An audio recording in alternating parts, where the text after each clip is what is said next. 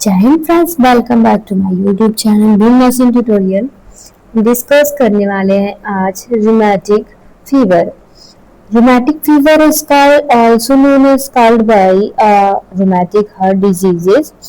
ये रूमेटिक जो फीवर्स होते हैं ये आपके छोटे से छोटे गलतियों की वजह से हो सकते हैं। अगर आपने बेबीज का हाइजीन मेंटेन नहीं किया, माउथ हाइजीन मेंटेन नहीं करा है, जिसकी वजह से माउथ में इन्फेक्शन हो जाए, सोर हो जाए, ठीक है, माउथ में कोई इन्फ्लामेशन हो जाए, लॉन्ग टाइप तक इन्फ्लामेशन हो जाए, जिसकी वजह से फीवर्स होते हैं, ठीक है। अगर आपकी बॉडी में कोई भी प्रकार के इन्फेक्शन हुए तो first one sine symptoms fever देखने को मिलता है। तो छोटी सी छोटी गलतियों की वजह से क्या होता है कि क्रोनिक डिजीज कंडीशंस में चेंज हो जाते हैं। तो हेलो फ्रेंड्स, आज हम देखने वाले हैं वैल्यूलर या वैल्यू जो वाल्व डिसऑर्डर्स होते हैं उसके अंदर वाल्व हार्ट डिजीज के अंदर रूमेटिक फीवर या रूमेटिक हार्ट डिजीज के बारे में, जो कि बच्चों में ज़्यादा देखने को कैसे मिलता है कि आप बच्चे का हाइजीन मेंटेन नहीं कर रहे हैं, माउथ हाइजीन मेंटेन नहीं कर रहे हैं, माउथ में सोर्स वगैरह हो गए हैं, इन्फ्लामेशन हो गया, स्ट्रेप्टोकोकस निमोनिया वगैरह हो गए, ठीक है। स्ट्रेप्टोकोकस बैक्टीरिया वगैरह के कारण को माउथ में क्या होता है कि थ्रोट में सोर हो जाना, इन्फेक्शन हो जाना, जिसके वजह से हमारे बच्चों के बॉडी में क्या होता है कि पहले तो फीवर वाला सिम्टम दिखता है, जिसकी वजह से वो अल्टर करता है। ये रूमेटिक फीवर जो होता है कि अल्टर करता है, किस किस को अल्टर करता है फ्रेंड्स? तो फर्स्ट वन हार्ट को अल्टर करता है, उसके लेयर्स को अल्टर करता है, एंड जो ज्वाइंट होती है, बोन की ज्वाइंट्स होती हैं, जैसे कि साइनोवियल पॉइंट्स हो गई, ये नी का ज्वाइंट्स हो गया, कोई भी ज्वाइंट इवरी आवर ज्वाइंट्स हो गए, वो क्या होंगे कि वो भी अल्टर्ड होंगे, ठीक है। तो लेट्स स्टार्ट विद वीडियो। हम स्टार्ट करते हैं टॉपिक को इंट्रोडक्शन के थ्रू। तो फर्स्ट वन इंट्रोडक्शन क्या है? Rheumatic heart fever is the chronic conditions. Rheumatic heart fever chronic conditions हो where on the where heart valve are the damaged due to the rheumatic heart fever। इसमें बताया गया है कि जो हमारा हार्ट का वाल्व है रूमेटिक हार्ट फीवर के कारण क्या हो रहा है? डैमेज हो रहा है। And the information disease targeting by the untreated. ये जो होता है कि इंफॉर्मेशन जो है, जो डिजीज का इंफॉर्मेशन है, अगर अनट्रीटेड लॉन्ग टाइम तक आप ट्रीट नहीं कर रहे हैं रूमेटिक फीवर्स को, या थ्रोट हुआ है जिसकी वजह से रूमेटिक फीवर्स हो रहा है, उसको लॉन्ग टाइम तक आपने ट्रीटमेंट नहीं कराया है, जिसकी वजह से आपको हार्ट में प्रॉब्लम्स, ये रूमेटिक हार्ट डिजीज देखने को मिलती है।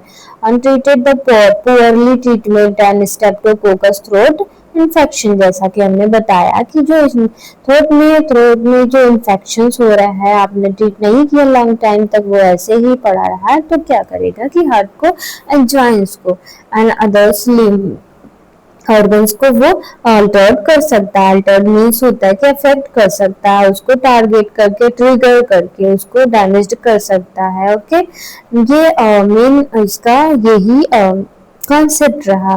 Dear conditions heart valve narrowing.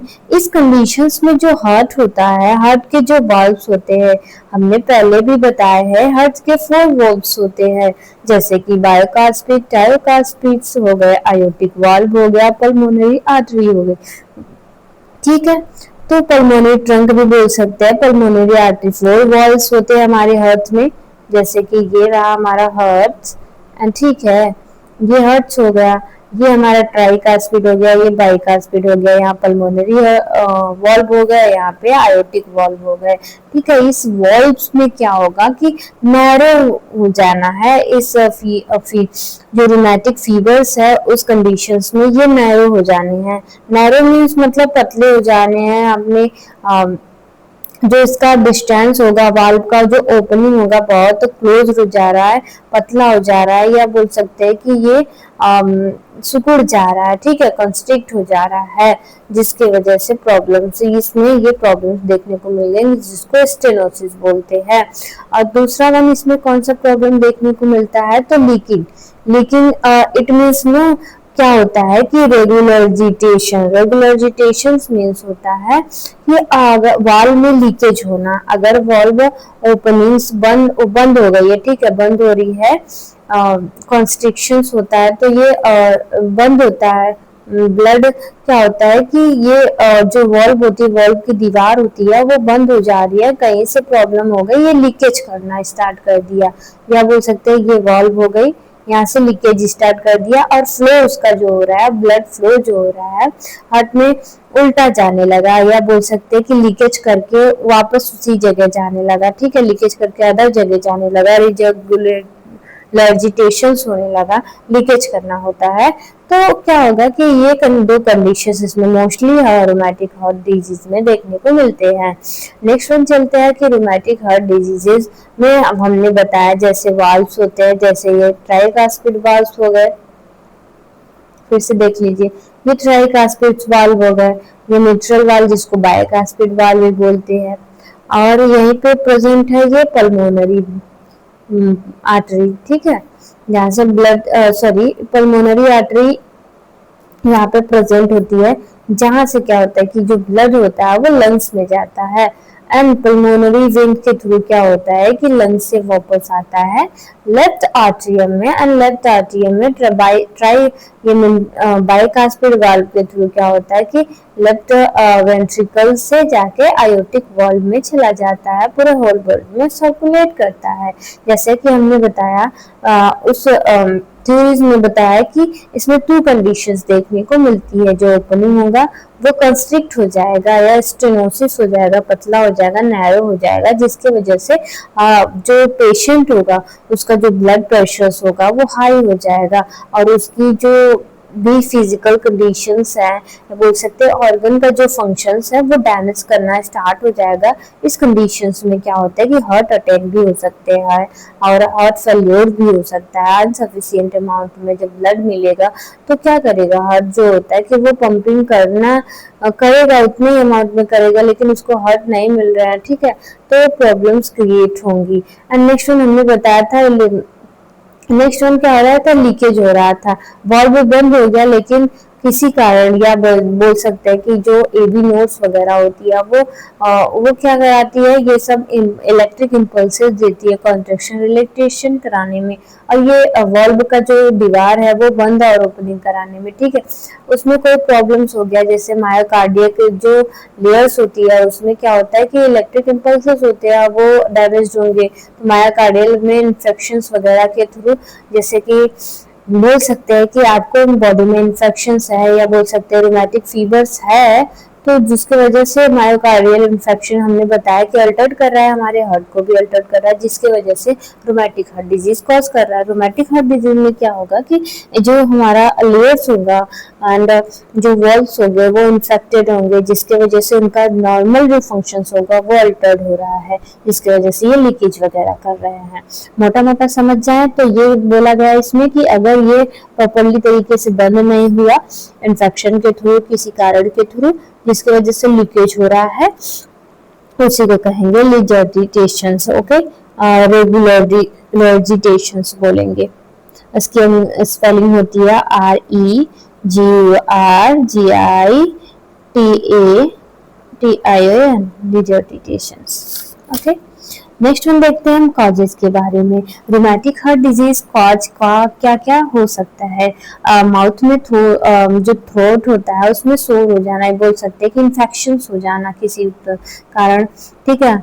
अगर आप हाइजीन मेंटेन नहीं करेंगे तो थ्रोट में क्या होगा कि इन्फेक्शंस हो जाएगा, इन्फेक्शंस होगा,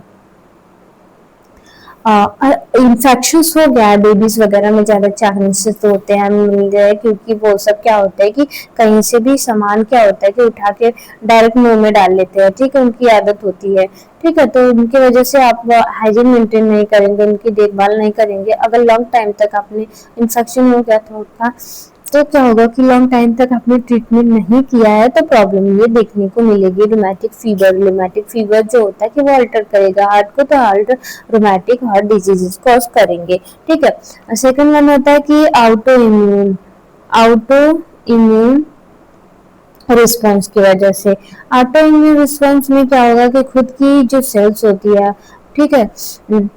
और खुद की सेल्स जो होती है, इसमें क्या होता है कि जो हार्ट की सेल्स होती है, ऑटो इम्यून जो होते हैं कि CD सेल्स, 4 सेल्स होते हैं, जो प्रोटेक्टिव सेल्स होते हैं, खुद को ही पहचानने में गलती कर देते हैं, खुद के ही सेल्स को फाइटिंग करके वहाँ पे डिजीजेस कॉज कर देते हैं, ऐसा होता है। ठीक है, ऑटो इम्यून डिसऑर्डर से या बोल सकते हैं कि ये कंडीशंस एलर्जी की वजह से भी हो सकती है। अगर एलर्जेंस आपके बॉडीज में है तो आपकी जो एंटीबॉडी है क्या करेगी कि आपके ही सेल को डैमेज करना स्टार्ट कर देगी। एलर्जेंस होंगे तो एलर्जेंस आप बॉडी के टिश्यूज को डैमेज करना स्टार्ट कर देते हैं।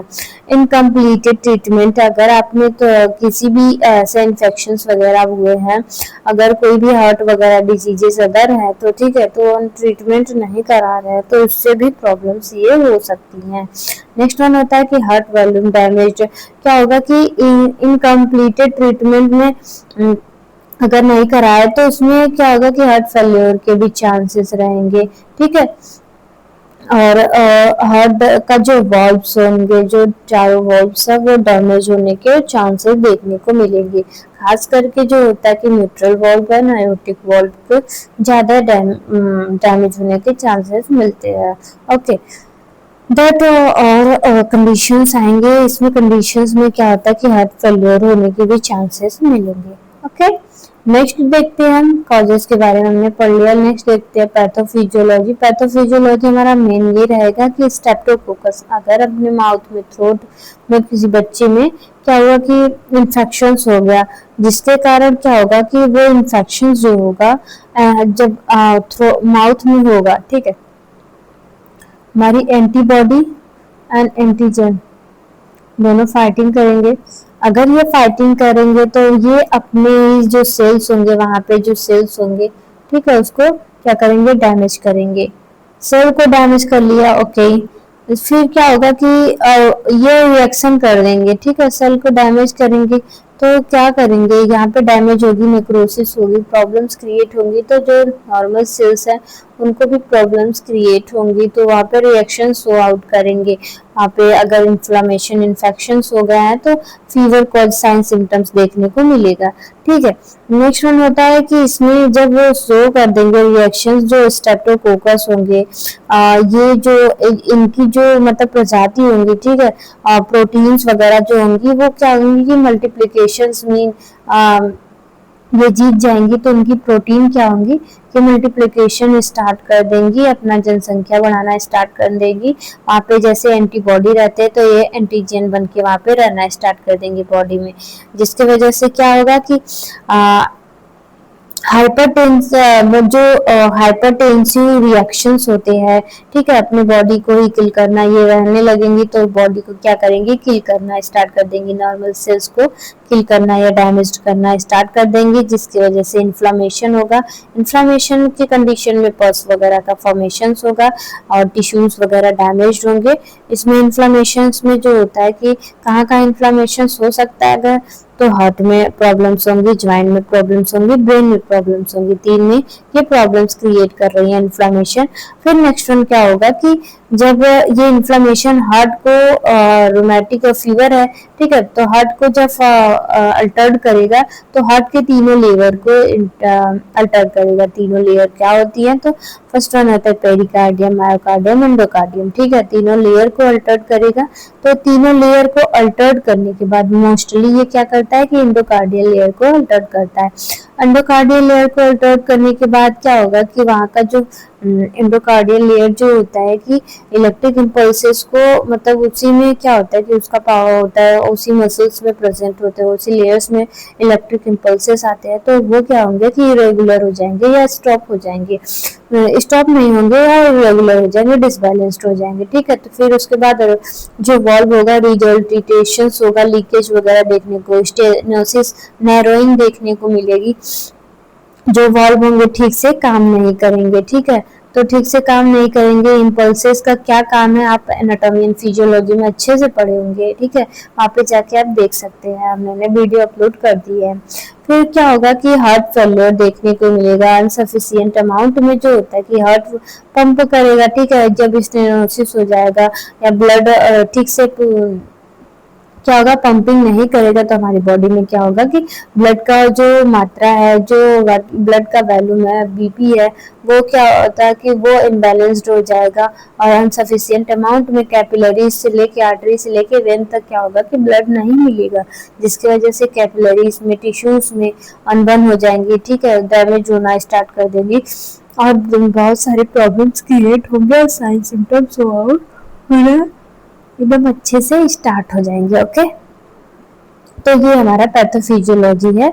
ये हार्ट का क्या होता है कि रूमेटिक हार्ट डिजीज में मेन मुद्दा क्या हो रहा है, तो जो वाल्व्स हैं उनमें रेगुलरिजिटेशंस हो रहा है और स्टेनोसिस हो रहा है। ओके, और कैसे हो रहा है हमने आपको डिस्कस कर दिया।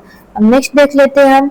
नेक्स्ट क्या होगा कि हमारा साइन सिम्टम्स क्या क्या शो होंगे। अगर ये कारण हो रहा है तो हमारे साइन सिम्टम क्या देखने को मिल रहा है, तो साइन सिम्टम्स में फर्स्ट वन होगा यसोबी। फर्स्ट वन यसोबी होगा। क्यों यसोबी होगा? क्योंकि ब्लड जो हो रहा है सर्कुलेट नहीं कर रहा है, ब्लड में जो कंपोनेंट्स होते हैं, सीरम्स होते हैं, ऑक्सीजन्स होते हैं, अदर न्यूट्रिशंस मटेरियल्स होते हैं, वो सफिशिएंट अमाउंट में टिश्यूज तक नहीं पहुंचेंगी, लंग्स तक नहीं पहुंच रही हैं फिल्टर के लिए, तो क्या होगा कि जो पेशेंस होगा उस वो खींच खींच के ब्रीथ लेगा। और यसोबी मतलब शॉर्टनेस ऑफ ब्रीथ जो होगा कि छोटा छोटा टाइम पे लेगा, जैसे कि खींच खींच के क्या होगा कि वो क्या होगा ब्रीथ लेगा। ओके, ये देखने को मिलेंगे साइन सिम्टम, जो मोस्ट इम्पोर्टेंट होते हैं। एंड नेक्स्ट वन होगा कि इसमें सारे साइन सिम्टम्स मेन है, चेस्ट पेन होगा। चेस्ट पेन क्यों होगा?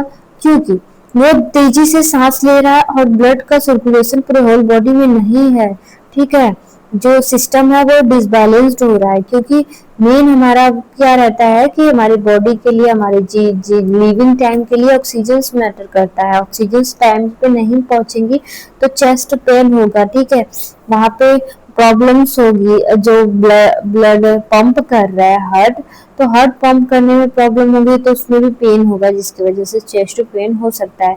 चेस्ट पेन टू टाइप्स के होते हैं, एक बर्निंग टाइप चेस्ट पेन होता है, एक बर्निंग टाइप मतलब जलन सा चेस्ट पेन होगा, और एक हॉट का चेस्ट पेन होता है, ये ट्यूबिंग या कूपिंग टाइप्स होता है, ठीक है। जो जलन टाइप्स चेस्ट पेन होगा, जलन टाइप सा चेस्ट पेन में क्या होता है कि अगर स्टमक में एसिड की मात्रा ज्यादा हो गई, एसिडोसिस हो गई है, गैस की समस्या है, तो उसमें क्या होगा कि बर्निंग चेस्ट पेन होता है। अगर चोकिंग चेस्ट पेन बताया जाए तो हार्ट में कोई प्रॉब्लम्स होगी तो वहाँ पे चेस्ट पेन बताया जाता है। ये साइन सिम्टम्स मोस्ट इम्पोर्टेंस है, आपको ये राइट डाउन कर लेनी चाहिए। फटीग्स हो गए, उसको फीलिंग ऑफ वीकनेस होगा, वो फॉल भी हो सकता है इस कंडीशंस में पेशेंट। एंड नेक्स्ट वन होगा कि स्वेलिंग्स, बॉडी में तुरंत स्वेलिंग्स होंगी क्योंकि प्रॉपर अमाउंट में ऑक्सीजन नहीं मिल रहा है, बॉडी ब्लूइश हो जाएंगी, स्वेलिंग स्टार्ट कर देगा, हमारा एंटीबॉडी जो होगा वो डेथ करने लगेंगे, उनको ऑक्सीजन नहीं मिलेंगे, ठीक है, जो टिश्यूज होगी वो डेथ करने लगेंगे, जिसकी वजह से इन्फ्लेमेशन इन्फेक्शन हो जाएगा, पूरे होल बॉडी में स्वेलिंग देखने को मिलेगी। पाल्पिटेशंस मिस होता है कि मतलब पाल्पिटेशंस देखने को मिलेगा, वहाँ पे पेशेंट्स को पाल्पिटेशन करेंगे तो देखने को मिलेगा कि वहाँ पे जो रैपिड जो फ्लूटिंग हो रहा है, जो पंपिंग्स हो रहा है, ठीक है, वो रैपिडली होंगे, ठीक है। पाल्पेटेशन करने पे ये देखने को पता चलेगा कि वो जो फ्लूइड्स जा रहा है, जो ब्लड्स जा रहा है, जैसे कि लेफ्ट एट्रियम से लेफ्ट वेंट्रिकल से पल्मोनरी आर्टरीज वगैरह में, ये सब जो होगा कि ये रैपिडली होगा। और क्या होगा कि रैपिडली क्यों होगा, इसमें भी कोई एक लॉजिक है। जैसे कि आप कोई पाइप लेते हैं, उसमें पानी जा रहे होते हैं, ठीक है, यहाँ से आपने क्या किया, पुश किया, यहाँ पतली हो गई तो यहाँ का जो प्रेशर होगा वो हाई हो जाएगा, प्रेशर पानी का हाई हो जाएगा। वैसे ही नैरो हो जा रहा है, स्टेनोसिस हो जा रहे हैं वॉल्स में, तो क्या होगा कि जो ब्लड का फ्लूइड है फ्लूइड का जो प्रेशर है वो वाई हो जाएगा और रैपिडली हो जाएगा, वही पाल्पिटेशन करके देखेंगे हार्ट बीट को। ठीक है, नेक्स्ट वन होता है कि ये साइन सिम्टम्स देखने में मोस्ट साइन सिम्टम्स हैं। आप डायग्नोसिस क्या क्या करेंगे, ऐसा पेशेंट आ गया आपके पास तो हम क्या क्या कर सकते हैं कि ओके कर दे, डायग्नोसिस वगैरह देख के जो डॉक्टर्स होगा आके तुरंत ट्रीटमेंट स्टार्ट कर दे, हमें इतना का तो करना बनता है। ठीक है, फर्स्ट हम ईसीजी करेंगे। ईसीजी रिपोर्ट में ये देखने को मिलती है कि कहाँ पे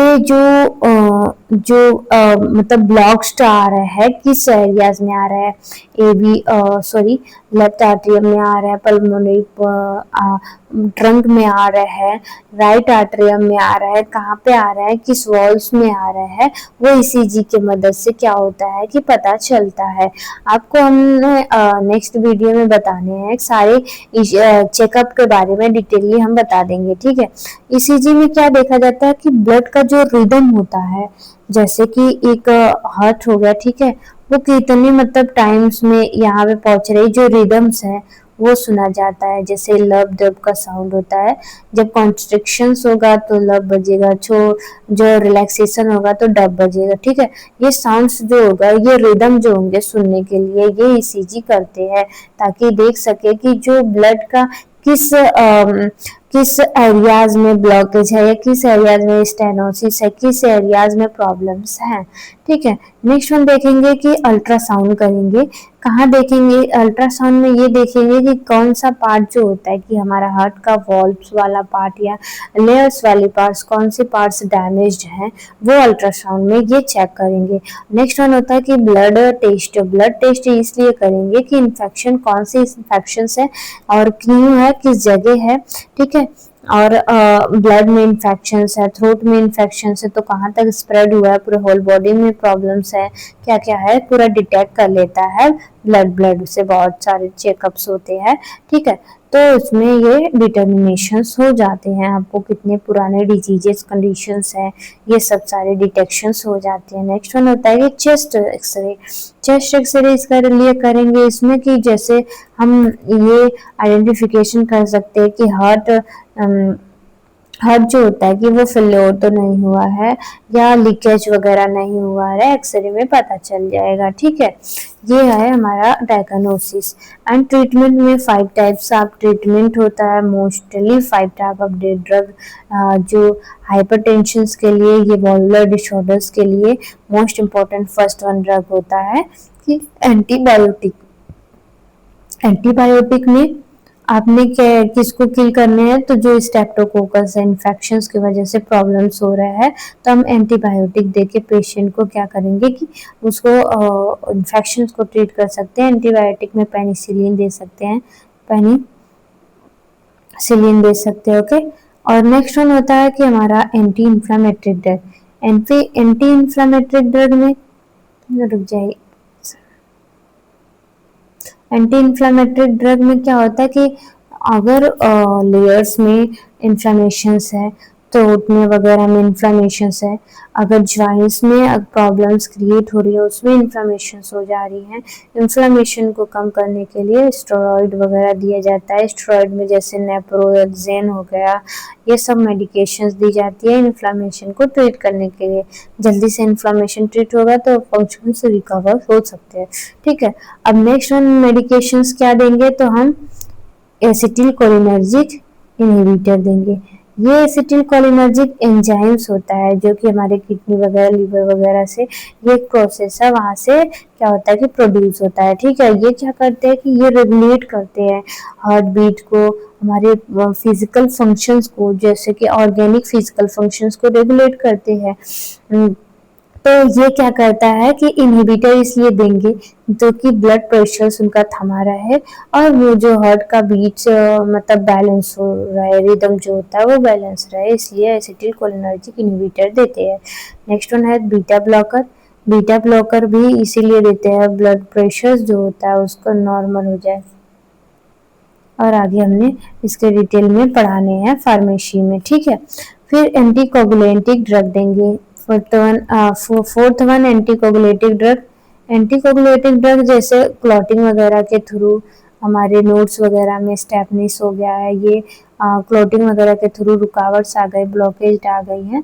तो अगर क्लॉटिंग वगैरह या थिकनेस वगैरह है ब्लड, तो उसको थीन करने के लिए, पतला करने के लिए हम, जैसे कि ये पाइप पतली हो गई, ठीक है, और पहले थी फ्यूचर में इतनी मोटी, हो गई इतनी पतली, तो जो ब्लड जाएगा तो इसमें से पास नहीं हो पाएगा ना, इसलिए ब्लड को ही थीन कर देते जाके इजीली पास हो जाए, इजीली पंपिंग जो रेगुलर कर सके, जब तक ट्रीट नहीं होगा तब तक रेगुलर हो सके। एंटीकोगुलेटिव ड्रग देंगे कि ताकि थिकनेस ना, एंटीकोगुलेटिव ड्रग तो क्या होगा कि बहुत टाइप्स में दिए जाते हैं, ठीक है, टाइप्स ऑफ डिजीजेज में दिए जाते हैं, इसमें इसलिए दिए जाते हैं थीन करने के लिए ब्लड दिए जाते हैं, जिससे हमने बताया। इसमें ड्रग आते हैं वार्फेरिन, एंटी कोगुलेटिव ड्रग में आते हैं, कोगुलेशंस को प्रिवेंट करने के लिए एंटी कोगुलेटिव ड्रग दी जाती है, जिसमें वार्फेरिन आती है। ओके, नेक्स्ट वन होता है कि हमारा नेक्स्ट वन होता है कि सर्जिकल मैनेजमेंट, हम इसमें क्या क्या कर सकते हैं। Surgical management, okay, surgical management में हम देखेंगे कि वॉल रिप्लेसमेंट करेंगे। वॉल रिप्लेसमेंट, जैसे कि जो वॉल्व्स है वो खराब हो गई या पूरी तरह से वो डैमेज्ड हो गई है, ठीक है, तो वहाँ पे आर्टिफिशियल वॉल्व्स का यूज करा जाता है। नेक्स्ट वन होता है वॉल रिप्लेसमेंट। ये आर्टिफिशियल वॉल्व रिप्लेसमेंट में किया जाता है। और वॉल्व रिपेयर, जैसे कि रेगुलरिटेशंस हो रहा था, तो कहीं से लीकेज कर रहा था, होल हो गया था वॉल में, जैसे ये वॉल्व है, ठीक है, ये इसका दरवाजा है, ठीक है, यहाँ से लीकेज कर दिया, यहाँ से लीकेज कर दिया, तो उसको क्या करने के लिए, स्टिच करने के लिए, ट्रीट करने के लिए उसको रिपेयर किया जाता है इस कंडीशंस में। तो ये वाली कंडीशंस होती है। ओके, फिर वॉल्यूलोप्लास्टी किया जाता है, आपने जैसे पहले वीडियो में हम बताए थे वॉल्यूलोप्लास्टी होता क्या है। वॉल्यूलोप्लास्टी में क्या होता है कि इस कंडीशंस में जब वाइड हो जाती है, वाइडली क्या होता है कि जैसे कि ये वॉल्व्स हैं, ठीक है, यहाँ पे स्टेनोसिस हो गया, पतले हो गए किसी कारण फ्लोटिंग्स वगैरह होके क्या होगा कि ये नैरो हो गई हैं, ठीक है, तो एक बैलून का यूज करके, यहाँ पे थिकनेस ऑफ बैलून्स का यूज करके क्या करते हैं कि इसको वाइडली कर देते हैं, चौड़ा कर देते हैं, यहाँ पे बैलून को फुला देते हैं, और जो पंपिंग मतलब जो ट्रांसपोर्टेशन है वो रेगुलेट कर देते हैं। ये होता है वैल्वुलोप्लास्टी, ठीक है। तो इसमें माइनर सी सर्जरीज होती है, ठीक है, तो open heart surgery is the most high level of surgeries होती हैं, ठीक है। ये इसमें क्या होता है कि स्कोप के थ्रू क्या होता है कि इसमें सर्जरी होती है, ठीक है। तो thank you class, thank you very much, आपके लिए ये वीडियो बहुत हेल्पफुल रहेगा, और थोड़ा सा भी अच्छा लगा हो तो प्लीज़ सपोर्ट करें। Thank you very much.